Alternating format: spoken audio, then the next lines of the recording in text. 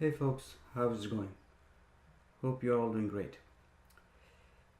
Today I will be talking about privacy coins or privacy cryptocurrencies. I prefer calling them tokens and not cryptocurrencies. Today's agenda is going to revolve around these three high level topics. The first topic is tokens, fiat, crypto, electronic currencies. Second item is privacy and anonymity, aka fungibility. And the last topic is going to be showing you some of the privacy tokens that are around. So the idea of tokens is not new. It has existed for a while. Only that um, the tokens that we have been using um, have had a certain value within the confines of the business or the area that we were in. Let's say you went to a fair, you paid your entry fees, and then you got yourself some tokens. And whenever you wanted to go for a ride or something, you paid those tokens and you got the ride or whatever you wanted. And if you left the fair with some tokens in your pocket, those tokens were pretty much worthless. You could not sell them to anybody. And same thing goes for casino tokens. Only difference is that casinos are there, and if you bring some tokens with you, you can go back again a few days, weeks, months later and use the same tokens. That is, if the tokens have not been changed by the casino. The good thing about the casino tokens is that they always retain their value. So if you bought a $10 chip, it's going to be worth $10. If you buy it for $5, then it's $5 or $100 and so on. So the value does not fluctuate that often. But with cryptocurrencies, the issue is the value keeps on changing, and it is pretty difficult to use them as a store of value. There are some other currencies available, not some, just one for now. It is called Tether, which is not exactly the same conversion rate as the US dollar, but it is tied to the US dollar. We have been using electronic money for a while now, even without thinking about it. So ever since the credit cards and debit cards came into existence, since in the late 70s, early 80s, for any goods or services that you purchased, you paid them with your debit card or credit card. Hence, it was electronic money in my eyes, and you didn't need to carry cash with you. And you know, and the way it happens is you pay for it and everything happens in the background. Somebody takes care of it, all those transfers between you and the merchant and so on. The one thing that the electronic money, as I'm calling it, has introduced is the ability to track people's activities, their spending activities. Prior to debit cards and credit cards, the only way to track people's spending activities was via their bank accounts and checks. Although checks are less prevalent now, as electronic funds transfer mechanisms have taken hold. Bitcoin was an experiment in terms of creating an electronic payment instrument where there was no central body controlling it. So what that means is every time you use a Visa or a MasterCard or any of the credit cards, it goes through that card owners, card issuers network. So when that happens, the card issuer takes some money from different parties involved in the transaction. So in a typical credit card transaction, the merchant pays certain amount of money to the payment processor. The payment processor has a relationship with the card brand, so the card brand charges the payment processor some percentage for their services, and then the card processor then settles the payment with the merchant. And in this whole thing, the customer doesn't have to pay anything, so that's a convenience to the customer. But there are also cards which charge you some that provide you some premium services, and they charge you for that particular activity. So like I said, Bitcoin was pretty much an experiment. So Bitcoin was an experiment, and the idea was there would be no central body controlling it. Everything would happen peer to peer.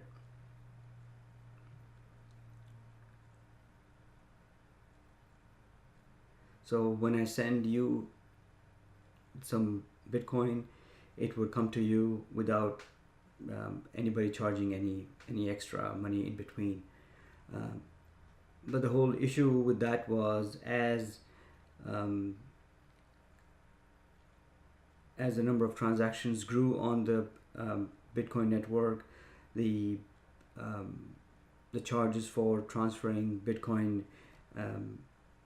became higher and higher, and that very idea of using it as a payment instrument, that use case did not work, because if you had to transfer small amounts of Bitcoin, the transaction charges would be so high that there was no point sending a micro payment to somebody.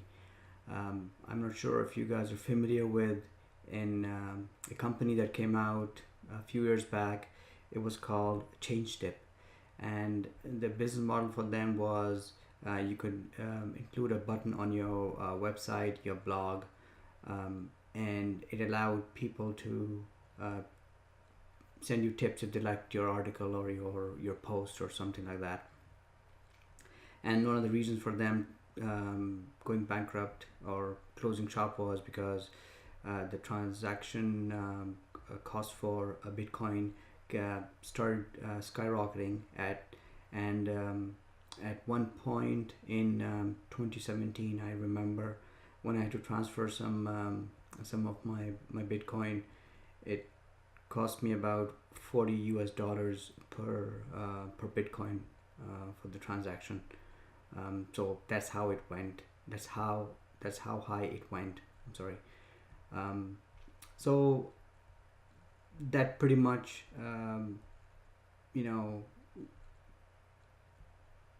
stopped the use case for Bitcoin in terms of using it for everyday spending usage, because the transaction costs are going to be so high. So next comes the idea of privacy and anonymity and fungibility. So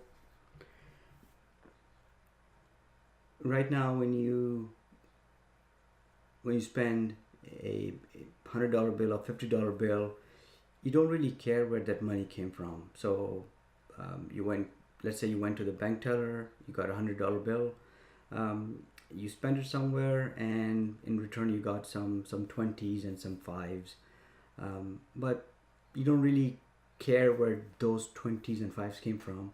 But what you care about is the value of those 20s and 5s remains the same with you, and when you give it to somebody's going to accept it as well with that face value. With the advent of Bitcoin, the issue that came about was because it was using a ledger, because blockchain is pretty much a ledger.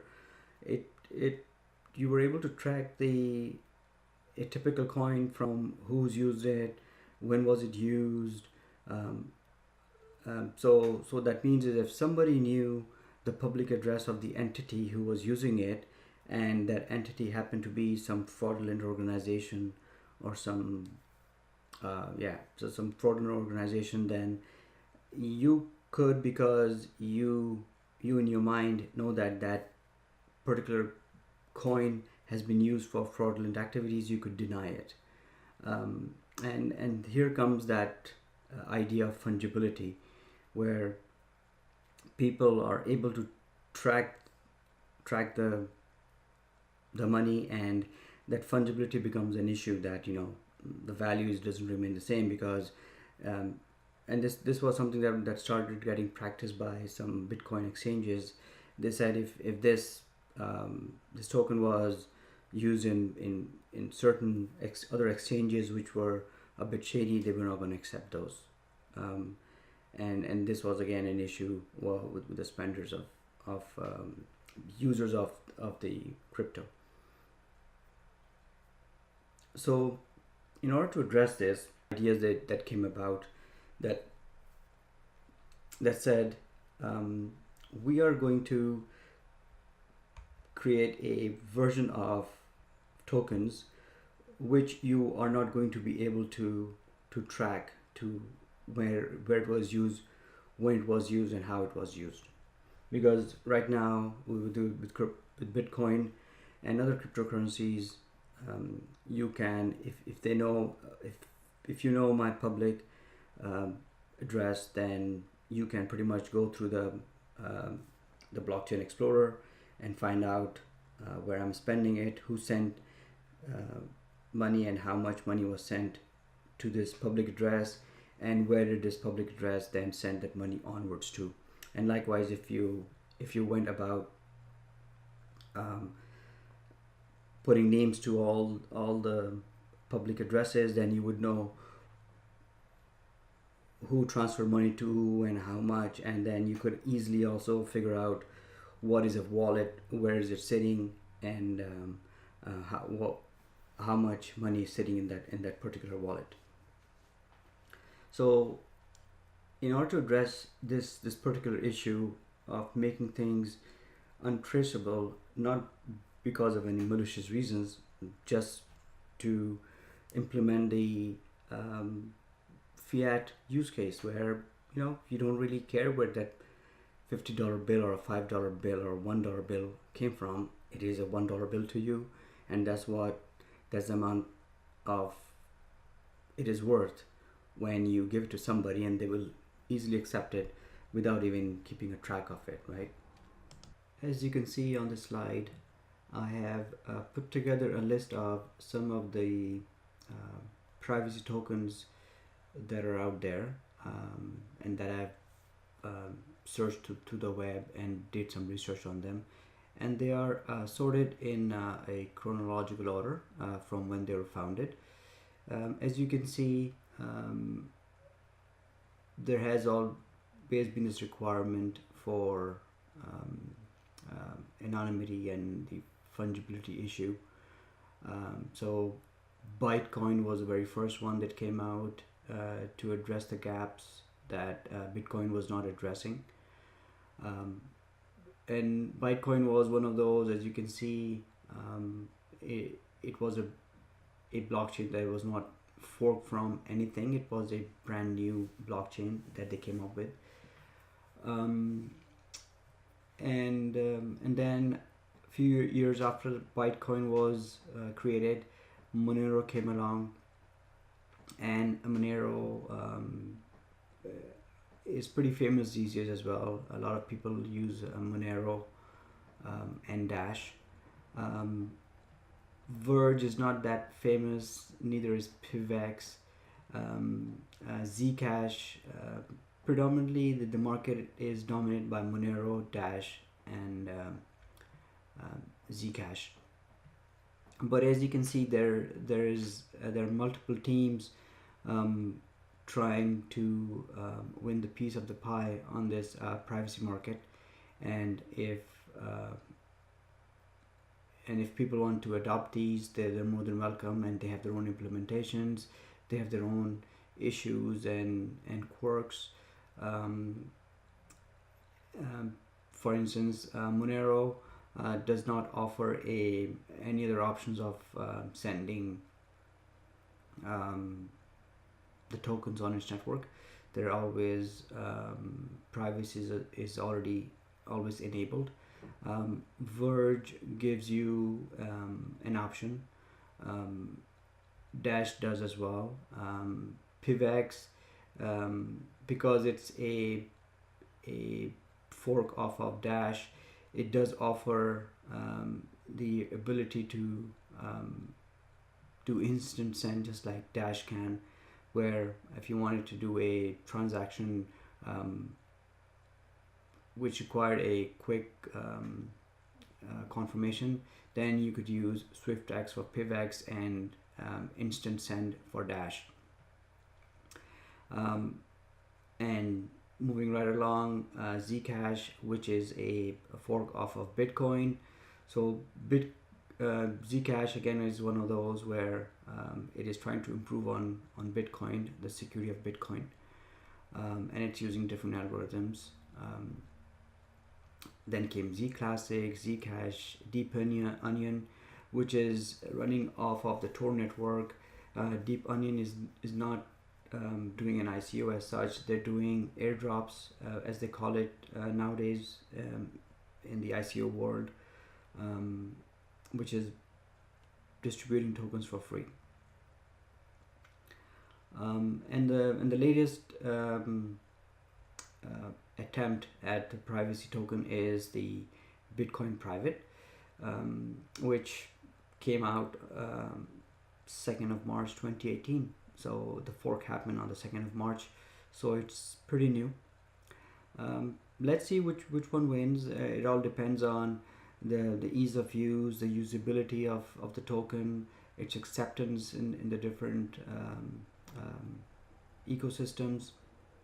About your privacy, where your money goes or who can see it. Continue using whatever medium of exchange you wish to use. You can use Ethereum, Bitcoin blockchain, or whatever, right? But if you are privacy conscious, then you have a solution available to you to use, and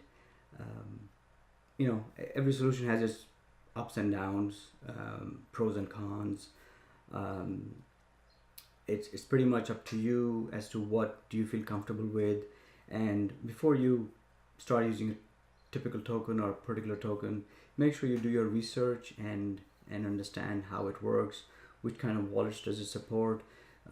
Does it have a mobile wallet for you to use? Where does it get accepted?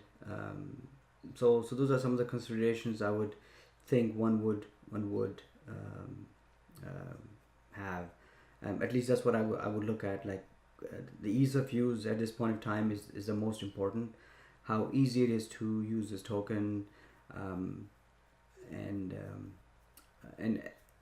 and the portability itself as well. Because I don't want a wallet that I can only use on my mobile phone. I want something that I can use on my mobile, on my desktop, and through an application as well. And one name that comes to my mind right now is the Jax wallet. And the reason Jax is coming to my mind is I was at an event on Friday by some young entrepreneurs, the Generation Z as they call themselves, and Anthony Diorio, one of the co-founders of Ethereum was there as well, and he has just come up with this wallet. He came up with this wallet Jax sometime last year, which is one of those where it runs on different platforms and supports a whole bunch of cryptocurrencies. I'm not sure if Jax right now supports all these privacy tokens too, but I just thought I'd throw that in there. So look for a wallet that is cross platform and it's easy to use. So folks, hope you found this discussion informative. I know in this table that I'm showing, some fields are blank, and this is my this is something I'm developing on my own. I have a whole Excel file at this point of time, which I will later convert into some kind of a searchable repository and put it on the web, where you could find out lots of technical information about most of the cryptocurrencies. So this is my Skunkworks project. which is in progress at this point of time. With that, folks, I hope this talk was informative. Again, thank you for your time. As usual, if you like the content, please share it in your network, subscribe it, and show your appreciation via the mechanisms you have at your disposal in your social network. So if you're using Facebook, like it. If you're using SoundCloud, use their mechanisms. If you're listening to it on TuneIn, whatever mechanism they have, do that.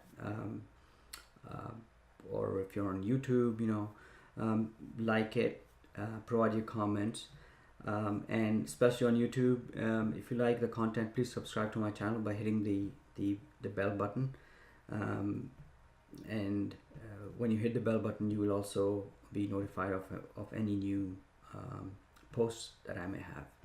With that, thank you very much. Hope you have a nice day. Bye bye.